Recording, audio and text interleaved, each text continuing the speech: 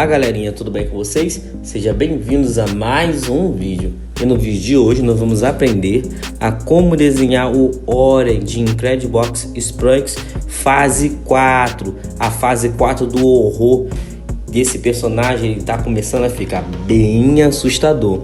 Para quem já é inscrito aqui no canal sabe que eu já desenhei o Oren Fase 2, o Oren Fase 3, e cada vez que o personagem sobe de fase, mais horripilante e assustador ele vai ficando. Ainda vai deixando o seu like se você gosta de personagem de terror e de Incredibox Sprunki. Se inscreve no canal se você não é um inscrito. Estão buscando a meta aí de 25 mil inscritos até o final do carnaval, mas ao que tudo indica vamos bater essa meta antes do nosso prazo.